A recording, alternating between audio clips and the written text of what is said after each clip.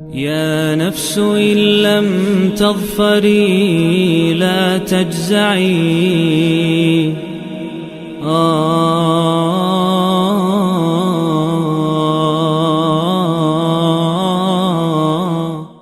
اعوذ باللہ من الشیطان الرجیم بسم اللہ الرحمن الرحیم۔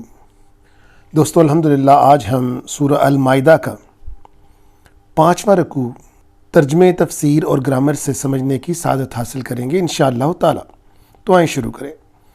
وَاتْلُ عَلَيْهِمْ، آپ ذرا بیان کر دیں یعنی تلاوت کر دیں، نبأ ابنا، کس کی؟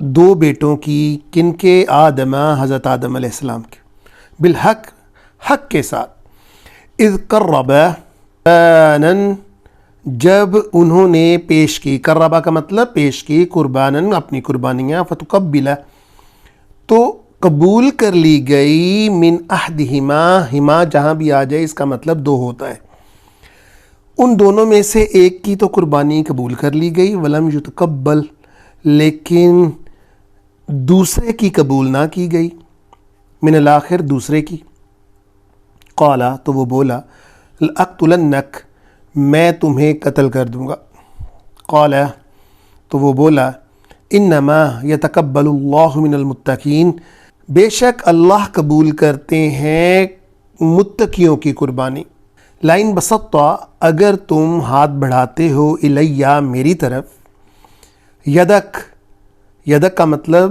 ید کا مطلب ہاتھ ہوتا ہے، کا کا مطلب اپنا، اپنا ہاتھ بڑھاتے ہو، لتقتلنی، مجھے قتل کرنے کے لیے، ما انا، میں نہیں، انا کا مطلب میں، ما کا مطلب نہیں، بباسط یدیہ، میں ہاتھ آگے نہیں بڑھاؤں گا اپنا۔ یدک اور یدیہ کا یہ فرق ہے کہ یہ کاف جو ہے وہ تو اپنا ہاتھ اٹھاتا ہے، اور یدیہ یہ چھوٹی ہے، میں اپنا ہاتھ اٹھاتا ہوں، تو یہ ان دونوں کا فرق ہے۔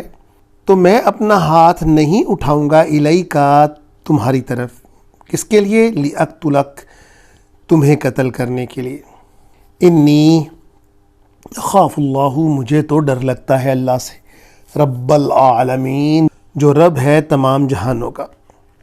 اب دوستو اس کی شان نزول سن لیجئے گا کہ ہوا کیا کہ حضرت آدم علیہ السلام کے دو بیٹے تھے، قابیل اور حابیل۔ قابیل بڑا تھا، حابیل چھوٹا تھا۔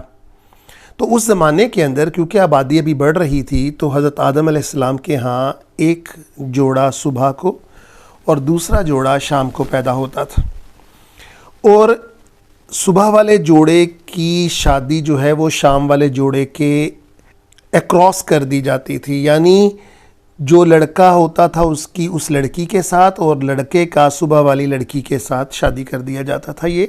مگر ہوا کیا کہ جو حابیل کی بہن تھی وہ تو خوبصورت نہیں تھی، لیکن قابیل کی بہن بہت خوبصورت تھی، تو حابیل کی نیچرلی شادی طے پانی تھی قابیل کی بہن کے ساتھ، مگر اس نے انکار کر دیا کیونکہ اس کا ارادہ تھا کہ وہ اپنی بہن سے خود ہی شادی کرے۔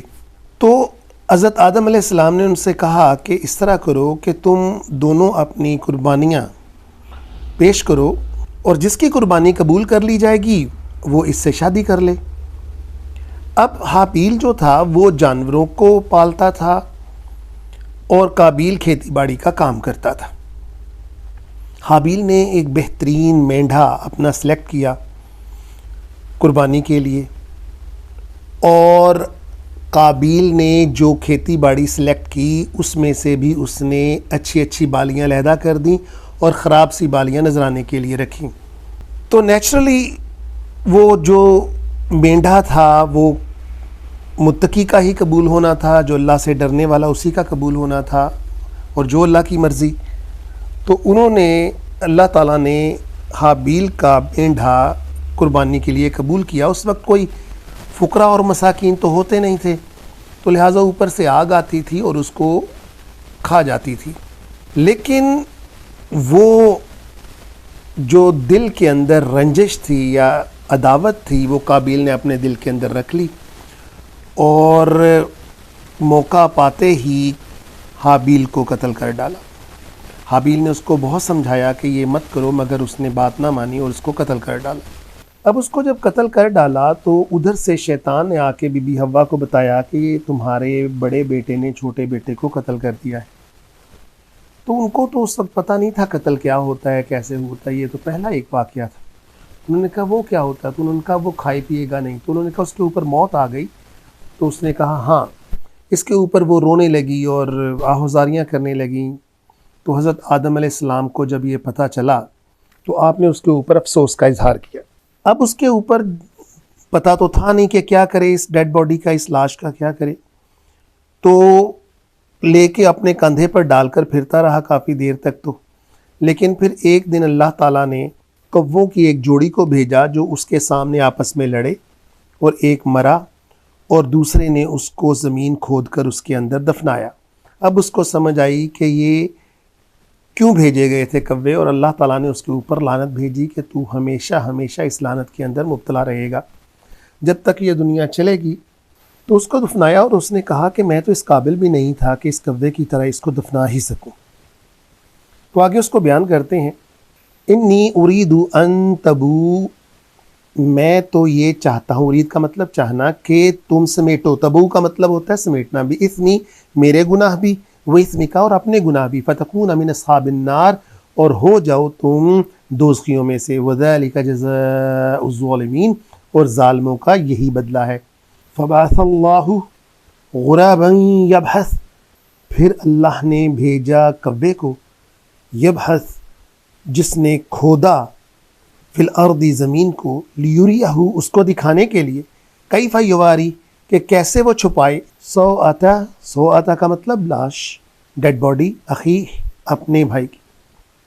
قالا تو وہ بولا، یا ویلتا ہائے افسوس، آجزتو کہ میں عاجز آیا، ان اکون مثل هذا الغرابی کہ میں اس کوے جیسا بھی نہ ہو پایا، فاواریہ تو اس نے دفنایا، سوءت اخی اپنے بھائی کی لاش کو، فاصبح من النادمین اور پھر نادم اور شرمندہ ہوا، من اجل ذالک اسی وجہ سے، من اجل ذالک یہ عرب کے اندر بیان اسی طرح کیا جاتا ہے کہ اسی وجہ سے، قطبنا ہم نے فرض کر دیا، علی بنی اسرائیل بنی اسرائیل کے اوپر، انہو کہ بے شک وہ، من قتل نفسا بغیر نفس کہ جو قتل کرے گا کسی جان کو بغیر کسی بدلے کے، بغیر نفس کا مطلب بغیر بدلے کے، او فساد فی الارض یا کسی ایسے کو جو کہ زمین کے اندر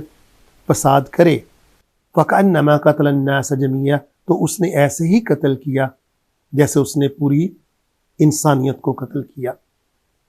یعنی یہ دو وجوہات ہیں کہ یا تو وہ قصاص میں قتل کیا جائے گا بندہ، یا وہ فساد پیدا کرے گا دنیا کے اندر، تو اس کے لیے یہ حکم ہے، فساد بھی ایسا کہ جس سے قتل و غارت ہو سکے۔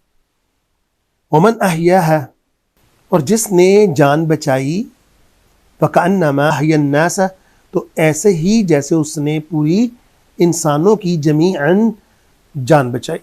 وَلَقَدْ جَاءَتْهُمْ رَسُولُنَا اور جب ان کے پاس آئے رسول بالبینات واضح نشانیوں کے ساتھ، ثم تب ان کثیرا منہم ان میں سے اکثروں نے، بعد ذلك فی الارض لمسرفون اس حکم کے باوجود زمین کے اندر انہوں نے زیادتی کی، فساد پھیلایا، جیسا کہ آج آپ دیکھ رہے ہیں یہودی وہی ہیں، کس طرح سے فساد پھیلا رہے ہیں۔ یہ ہٹلر نے ان کو چھوڑا ہی اس لیے تھا تھوڑوں کو کہ دنیا جان لے کہ میں نے ان کو جو قتل کیا تھا، ان کی نسل کشی کی تھی، وہ غلط نہیں کی تھی، ان کی گٹی کے اندر فساد پڑا ہوا ہے۔ انما جزاء الذین بے شک یہ جزا ہوگی ان لوگوں کی، یحاربون اللہ جو حرب کرتے ہیں، جنگ کرتے ہیں اللہ کے ساتھ، ورسولہ اور اس کے رسول کے ساتھ، ویسعون اور وہ کوشش میں رہتے ہیں، دوڑ دھوپ میں رہتے ہیں، فی الارض فسادا کہ وہ اس دنیا کے اندر فساد پھیلائیں، اور اللہ کو یہ بالکل پسند نہیں۔ ان یقتلوا چاہو تو ان کو قتل کرو، او یصلبوا یا ان کو صلیب پر چڑھاؤ، او تقطع یا ان کے کاٹ دیے جائیں، ایدیہم ہاتھ، و ارجلہم اور پاؤں، من خلاف برعکس، یعنی اگر دایاں ہاتھ ہے تو بایاں پاؤں کاٹا جائے گا. او ینفو من الارض، یا انہیں جلا وطن کر دیا جائے اس زمین سے. ذالک لہم خزی، یہی ذلت والا بدلہ ہے ان کے لیے فی الدنیا، اس دنیا کے اندر، ولہم فی الآخرۃ، اور یہی بدلہ ہے ان کا آخرت میں. عذاب عظیم، کیا کہ ان کو عذاب عظیم دیا جائے گا. اس کی شان نزول یہ ہے دوستو کہ قبیلہ عقل کے 8 آدمی، بڑا مشہور واقعہ ہے کہ رسول صلی اللہ علیہ وسلم کے پاس آئے. اس وقت بیماری پھیلی ہوئی تھی کہ رنگ پیلا پڑ جاتا تھا اور پیٹ بڑھ جاتے تھے، یعنی جگر کی آپ سمجھ لیں بیماری ہوگی اس وقت شاید. تو حضور صلی اللہ علیہ وسلم نے فرمایا کہ ان کو فلاں لوگوں کے پاس بھیجو، یہ اونٹوں کا دودھ پئیں اور ان کا پیشاب پئیں. یہ خاص انہی کے لیے تھا. اس کے بعد اگر یہ کچھ لوگ کہیں کہ جناب ہم نے تو پیشاب کو جو ہے اونٹ کا پیشاب حلال کر دیا گیا، ایسا نہیں. وہ ادھر رہے اور وہ ٹھیک ہو گئے. جب وہ ٹھیک ہوئے تو انہوں نے نہ صرف وہ سارے اونٹ چوری کیے، بلکہ جاتے جاتے ان لوگوں کو قتل کیا اور ان کی آنکھوں کے اندر سلائیاں پھیریں گرم کر کے اور بھاگ گئے. اب جب نبی صلی اللہ علیہ وسلم کے پاس یہ خبر پہنچی تو آپ نے 20 اصحاب کو ان کے پیچھے، جو کہ انصاری تھے، ان کے پیچھے دوڑایا. وہ انہوں نے قدموں کے نشان پاتے پاتے ان کو جا پکڑا. تو حضور صلی اللہ علیہ وسلم نے ان کے اسی طرح ہاتھ پاؤں کٹوا کر ان کی آنکھوں میں گرم سلائیاں پھیریں اور ان کو دھوپ میں تڑپنے کے لیے چھوڑ دیا. اور دیکھنے والے کہتے تھے کہ یہی اللہ تعالیٰ نے ان کے لیے حکم دیا تھا، اور وہ زمین چاٹتے چاٹتے پیاس کے عالم میں مرے. حجاج بن یوسف نے حضرت انس سے پوچھا کہ حضور صلی اللہ علیہ وسلم نے سب سے سخت سزا کیا دی تھی؟ تو انہوں نے اسی سزا کا ذکر کیا تھا. الا الذین تابوا، مگر وہ لوگ جو کہ توبہ کر لیتے ہیں، من قبل، اس سے پہلے، ان تقدروا علیہم، کہ ان پر قابو پا لیا جائے. یعنی قابو پانے کے بعد تو توبہ کی تو وہ قبول نہیں ہوگی، ہاں ان سے پہلے پہلے وہ توبہ کر لیں. یہ اصل میں مشرکین کے لیے یہ آیت اتری ہے اور کفار کے لیے اتری ہے. فَاعْلَمُوا أَنَّ اللَّهَ غَفُورٌ رَحِيمٌ، جان لو اللہ تعالیٰ بہت غفور ہیں، بہت رحیم. صدق اللہ العظیم. يا نفس إن لم تظفري لا تجزعي